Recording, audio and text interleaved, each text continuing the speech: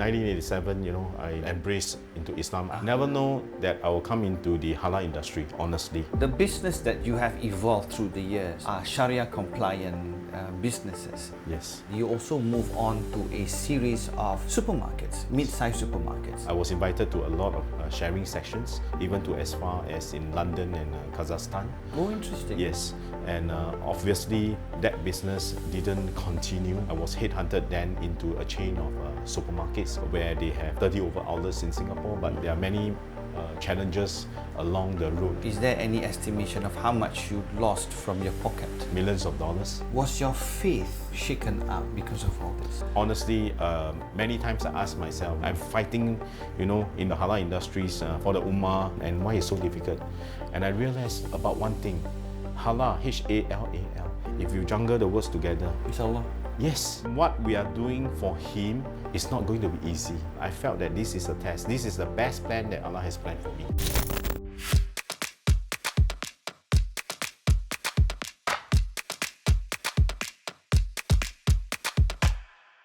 Welcome to Keep It Coming, the second season, and we are discussing about business people in rags to riches. We want to celebrate the enterprising spirit that makes up the most successful homegrown businesses in the Malay Muslim community. We hope that we can uncover their humble beginnings, their trials and their tribulations, and their successes, and the values that have shaped them.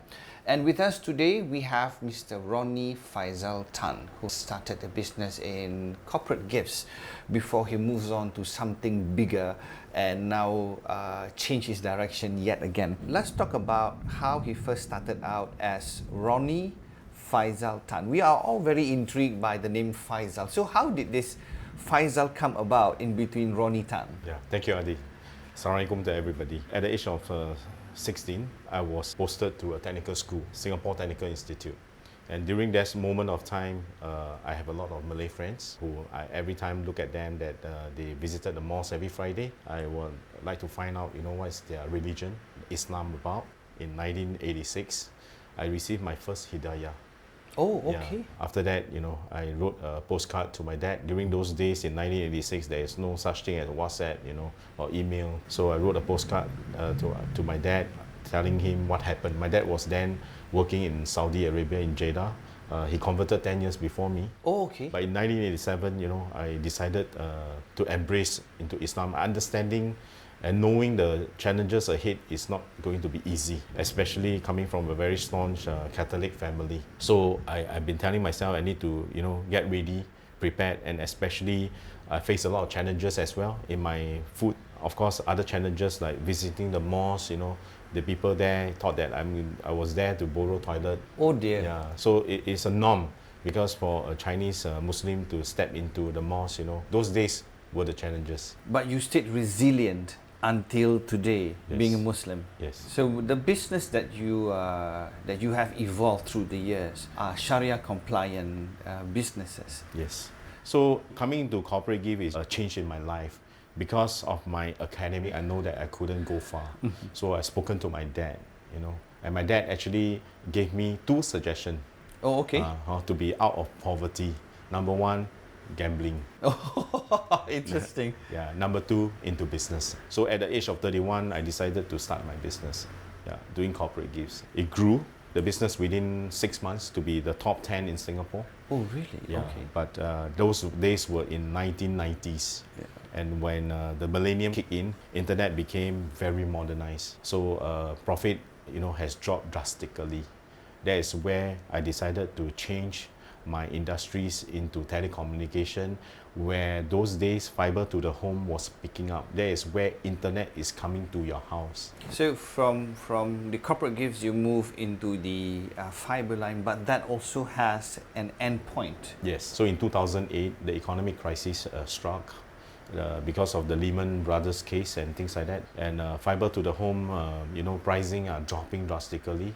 So I have to again make a decision to come a stop. So what kind of opportunity you saw then in 2008 when the economy was crumbling? So those days, I saw an opportunity to provide a choice for the consumer in terms of their grocery purchase. Never know that I will come into the halal industry, honestly. Oh, okay. Yeah. Then, I started to source a lot of products, new branding from Malaysia, and opening a small retail shops, but business was really bad. People are not coming for this kind of new branding. They still want to go for their regular products. Did you lose money in that first move to bring in new brands to the consumer? Yeah, all the way have been not making money because it's a learning process and also taking a very a leap jump into something that I have never tried before. If I may ask, is there any estimation of how much you lost from your pocket? I think throughout the years in my business, since I started the supermarket, it's millions of dollars, and a lot of let down together with my partners, believing that the industries is bright, the partnerships are good, but there are many challenges along the road, and all these are tests. From the small brands that you take over from across the causeway, you also move on to a series of supermarkets, mid-sized supermarkets. Now that was doing well for a while, but you were not there anymore now. So what were the challenges that you faced while stitching these supermarkets together? I know there are more than 4 or 5 chains during that time. I think in terms of my own supermarket during those days into the minority Muslim countries, growing the halal awareness and things like that, that makes me build a lot of networks all over the world. I was invited to a lot of sharing sessions, even to as far as in London and Kazakhstan. Oh, interesting. Yes, and obviously that business didn't continue because of various reasons. One of the major setback was cash flow in terms of expansion, in terms of the value added that added into the retail business, such as like e-commerce and also the incubation and export businesses. I was headhunted then into a chain of supermarkets where they have 30 over outlets in Singapore, but the branding wise, a lot of people not known. I was headhunted to set up the halal supermarket for them. Business was picking up, especially for those outlets that are not moving, not making money. Basically, I was enticed into other departments. That is where I started to feel I'm lost in the industries. What did you learn from that shift or from that failure? For me myself, I felt that after spending so much time and effort and money, and eventually the result is very negative. They will definitely feel hurt and they will stay there and continue to think about all this kind of setback and failure. I move on. I continue to move on. I felt that this is a test. This is the best plan that Allah has planned for me in order to get back the fire in me to be back in the business, especially after the big hit in 2018 after my supermarket closed. So do you take small jobs in between you recovering and trying to find something else? Yes, I after I left this chain of supermarket, impulsively I submitted the resignations without finding another job, without knowing what I want to do. I was completely lost. I tried to go for interview. I sent out a lot of letters, or email to various organizations, and also either in the same trades.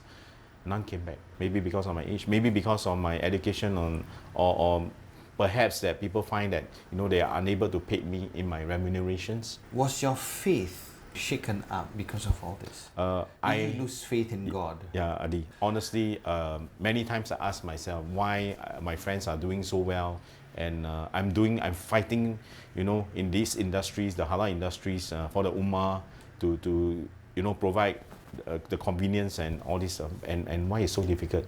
And I realized one thing. Halal, H-A-L-A-L. If you jungle the words together, It's Allah. yes, yeah, it's Allah. And what we are doing for Him is not going to be easy. Allah is not going to make this easy for anyone because it's a test of faith. It's a test of how much you love Him. So after this setback, I started to realize, I started to learn. Along the way, I met mentors that coming to me, gave me a lot of inspirational. One of them, actually gave me secret tools that everybody has, which I didn't know. Oh? Yeah. What? And what is this secret tool? Is about zikr. Okay. A simple zikr actually boosts up a lot of our energy and also the connections close to our Creator. So this spiritual link up is something that we all know, but some of us do not exercise it because we do not see the value in Yes. it. And through all those storms, you discover a new way to get back on your feet. What's the current business you're doing right now? So I decided to come into a consulting business because of my network, bridging businesses and businesses together. And I see an opportunities, especially for halal products, which are manufactured 80% by non-Muslim. And I feel that there is a lot of rooms for the marketplace, especially for the Malay products to be in the non-Malay community. I think most of these entrepreneurs in the Malay communities, the manufacturers, they are trying their best. The only thing what I felt is that the networking and the business opportunity matching is not there. So I want to mingle these two communities together. So you become the consultant to tell them, if you want to move better, this is what you need to do. Exactly. So how has that been received so far? In May, after I left my ex-company, I started this consulting business, and I approached a few of the manufacturers. They are doing very well now. There's a lot of collaboration going on, whether they are in the paste industries, matching them together with a raw material, or even ready to cook factory, matching them together, coming out with new Malay types of cuisine. I am also very happy because now I have more choices, especially for the consumer to choose. Are you a happier man now? Oh, very much so. Yeah, especially doing something that I like, and also I'm very blessed to have a job offered to me by Singapore Malay Chamber of Commerce. Oh, lovely. Yeah, to put me as an executive in residence for halal industrializations, and able to work with many SMEs, matching their business and helping them to grow into the marketplace. Which now currently I have been helping more than 16 companies within a period of 3 months. Is there any tinge of hope that you might want to start again your supermarket business? Yeah, that is always in my dream.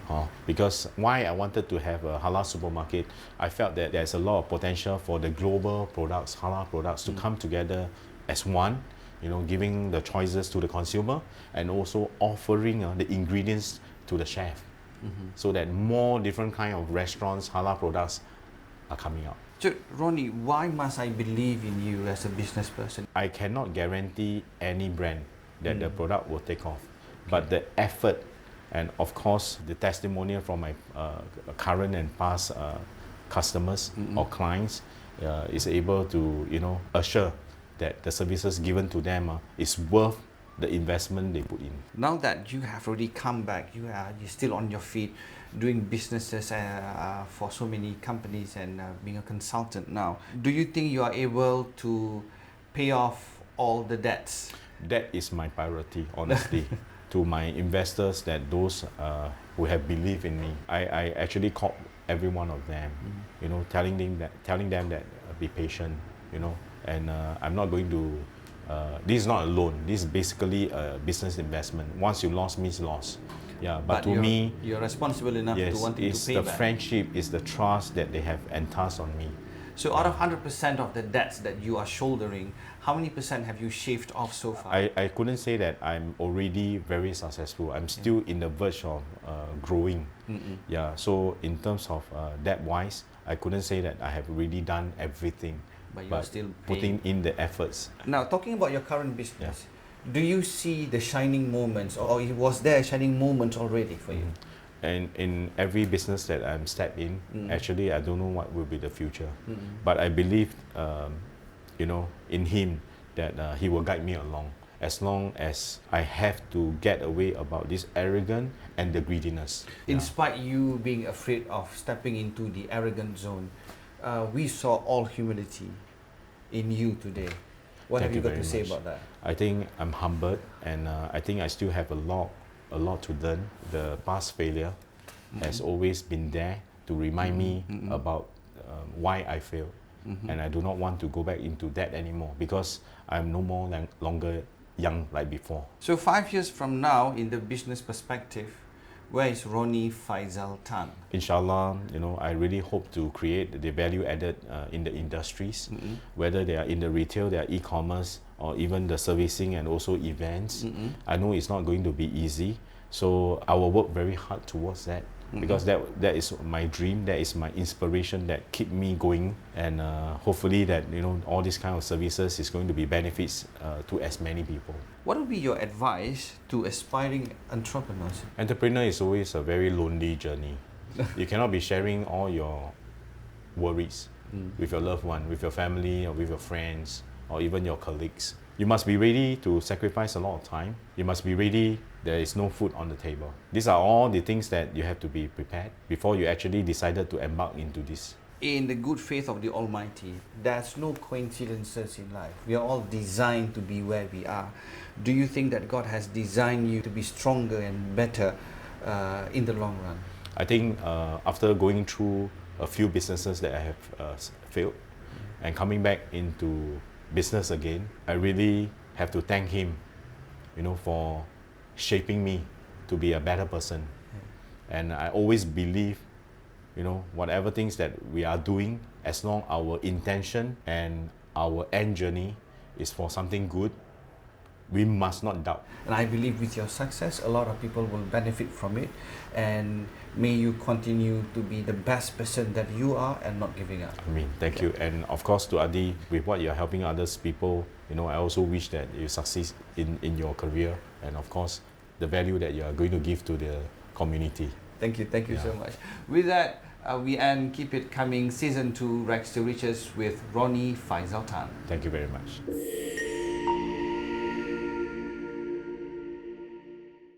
If you enjoy our content, please remember to like, subscribe, and turn on the bell for notifications.